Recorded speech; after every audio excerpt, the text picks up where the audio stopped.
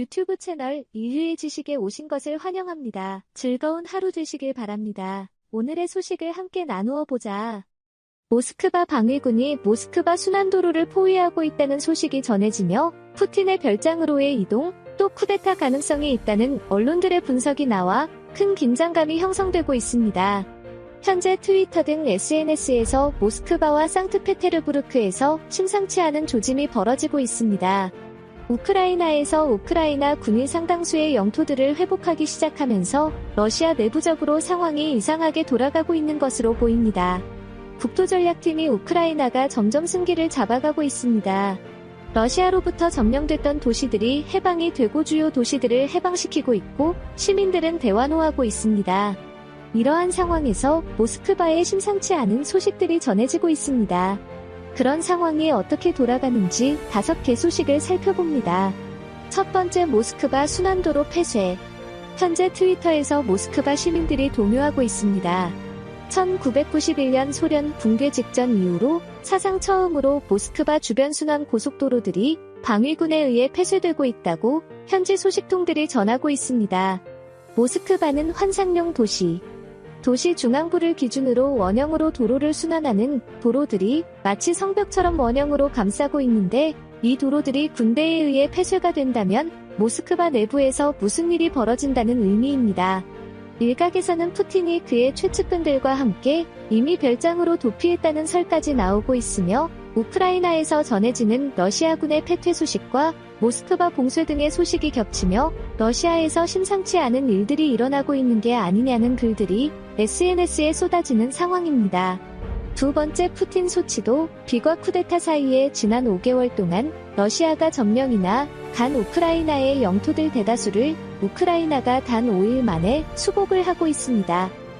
나토 스톨텐베르크 북대서양 조약기구 사무총장 역시 우크라이나 군의 이 같은 승계에 대해 전쟁이 결정적 순간에 들어섰다고 언급을 하며 우크라이나의 승기를 예측하는 상황이며, 영국 국방부에서도 러시아제 주력 전차 부대들이 현재 괴멸 상태이고, 심지어 러시아 제2의 도시 상트페테르부르크에서는 구의원들이 주도로 푸틴에 대한 탄핵 결의안이 제출되면서 현재 최전방에 나간 군인들 다수가 집단 항명을 벌이고 있는 상황으로 검토회의를 취소하고 현재 소치 부근 흑해 별장으로 도망을 가 있는 상황이라고 합니다.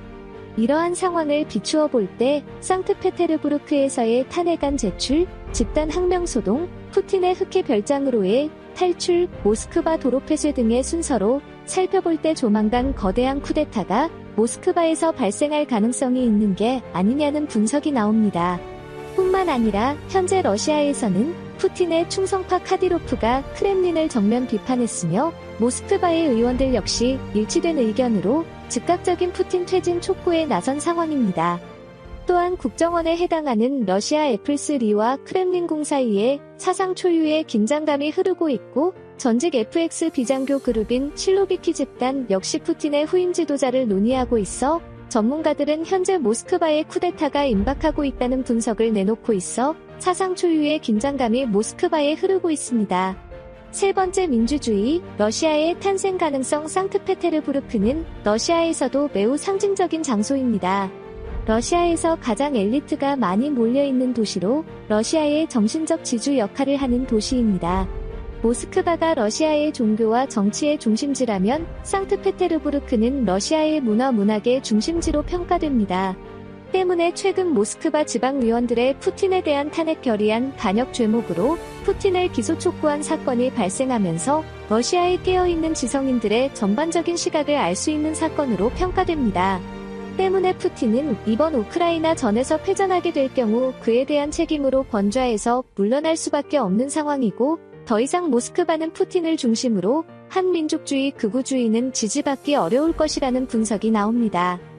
그 대안으로 나발리라는 상징적인 인물. 푸틴으로부터 독살을 당하려다가 가까스로 되살아난 푸틴의 정적인 나가리가 민주주의, 러시아의 대표적 상징성을 띤 지도자로 등장하게 될 가능성이 높습니다. 현재 그는 푸틴으로부터 독살당할 뻔했다가 현재는 감옥에 수감 중이며, 서방의 정보기관, 언론, 러시아의 시민단체들이 늘 그의 행방과 안전을 주시하며 그를 보호하고 있는 상황입니다. 때문에 푸틴의 실각 이후 여러 가지 정치적 사건들이 발생하겠지만 결국 나발리를 중심으로 한 친서방 민주주의 인사들이 결국 러시아를 장악하게 될 가능성이 높으며, 이는 중국과 같은 러시아와 긴밀한 관계를 맺고 있는 나라들에게는 치명적인 일이 될 것이라는 관측이 나옵니다. 네 번째, 우크라. 이날 저녁 배상 책임. 러시아는 현재 가스가 고공행진으로 많은 돈을 벌어들이고 있습니다. 하지만 이 돈을 각종 서방의 경제 제재로 쓰지 못하고 있습니다. 결국 러시아가 푸틴을 몰아내게 된다면 현재의 러시아를 뒤엎는 새로운 정체성의 국가를 건국하지 않는 이상 우크라이나에 막대한 전후 배상 책임을 물어야 할 것으로 보입니다. 사실상 전쟁에서 벌어들인 돈을 우크라이나에 돌려줘야 할 것으로 분석됩니다. 때문에 러시아는 민주주의 체제 변혁 이후에도 경제난에 시달릴 가능성이 있어 그동안 분쟁이 있었던 영토들에 대한 매각이 추진될 수 있을 것이라는 분석이 제기됩니다. 대표적으로 크림반도가 도네츠크 지역의 우크라이나로의 반환, 그리고 카프카스 지방에서 조지아와 갈등을 빚고 있는 영토 반환도 일본의 쿠리열도 5개 섬의 반환이 이뤄질 수 있을 것이라는 분석이 제기되며, 한국과 위협이 된 녹둔도의 반환도 한국이 이끌어낼 수 있을 것이라는 분석이 제기됩니다. 한국은 녹둔도 반환에 대한 러시아와의 테이블을 만들려 했으나 급작스러운 소련 붕괴로 인해 타이밍을 놓쳐버린 상황이지만 여전히 러시아로부터 받아내야 할 옛 고토처럼 여겨지고 있습니다.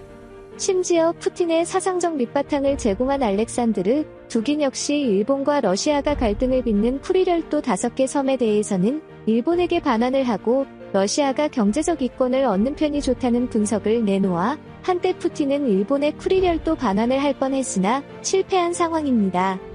이와 마찬가지로 한국 역시 녹둔도에 관한 러시아와의 협의 테이블이 만들어질 수 있도록 해야 한다는 지적이 나옵니다. 만약 녹둔도가 반환된다면 러시아가 한국으로 지불에 의한 채무 탕감 등의 혜택이 이뤄질 수 있고 양국 관계가 더욱 돈독해질 수 있을 것이란 관측이 나옵니다. 분명한 점은 러시아는 푸틴이 실각하게 된다면 중국과 관계가 멀어질 수밖에 없다는 점입니다. 5번째의 중국과 러시아의 디커플링. 푸틴의 러시아는 중국과 매우 친밀했습니다. 그러나 나발리 등 러시아의 민주주의, 친서방 세력이 권력을 장악하게 될 경우 러시아는 중국과 디커플링 될 수밖에 없을 것으로 분석됩니다. 문제는 우크라이나 전으로 힘을 잃은 러시아가 중국과 대항하려면 손을 잡아야 하는 나라는 다름 아닌 한국이라는 점입니다.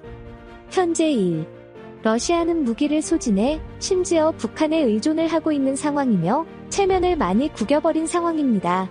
이 때문에 과거 푸틴 정권이 이전 일친 대통령 시절 추진됐던 불곰 사업이 다시 재추진되면서 양국 간 군사교류가 더욱 활성화돼 중국을 견제하는 우방관계가 다시금 형성될 수 있을 것이라는 분석이 제기됩니다. 분명한 점은 러시아와 한국의 우호 협력 관계는 2014년 러시아가 우크라이나 크림반도를 침공하기 직전까지 일친 대통령 시절 체결됐던 조약들이 대부분인 상황입니다. 그러나 2014년 러시아가 우크라이나 크림반도를 강제 병합한 이후로부터는 한국과의 협력이 중단될 뿐 아니라 한국의 방공식별구역 침공 등이 이루어지면서 양국 간의 불필요한 긴장감이 형성돼 있었습니다. 이러한 상황에서 러시아의 민주주의 체제가 들어서고 전체주의적 지도 시스템이 붕괴된다면 다시금 러시아가 옛 친시대에 준하는 우호 협력 관계가 다시금 재탄생할 것으로 보입니다. 문제가 되는 부분은 바로 중국과 러시아의 관계입니다. 러시아가 친서방주의 민주주의 노선을 걷게 된다면 중국은 사방으로부터 고립된 나라가 된다는 점입니다. 현재 중국은 대만을 침공하기 위한 5가지 방법을 동원하고 있는 상황이며 러시아와의 협력을 통해 서방의 경제적 압박을 최소화하기 위한 노력을 기울이고 있고, 러시아로부터 몽골을 관통하는 가스관을 새롭게 신설해 러시아로부터 싼 값의 가스를 의존하고 있는 상황인데, 러시아가 다시 친서방주의 노선을 걷게 되면 중국과 경제적으로 디커플링 될 수밖에 없을 것으로 분석됩니다. 그동안 중국은 러시아의 연해주 지방을 호시탐탐 노리고 왔습니다. 인구가 적은 러시아의 연해주 지방의 중국인들을 꾸준히 유입시켜 연해주 지방이 과거 청나라 시대의 영토라고 주장하는 법률까지 영토 공격을 확대시키려는 수작으로 중국의 북극 방면 태평양 방면으로의 출로 확보를 위한 몸부림에 나서고 있는 것입니다.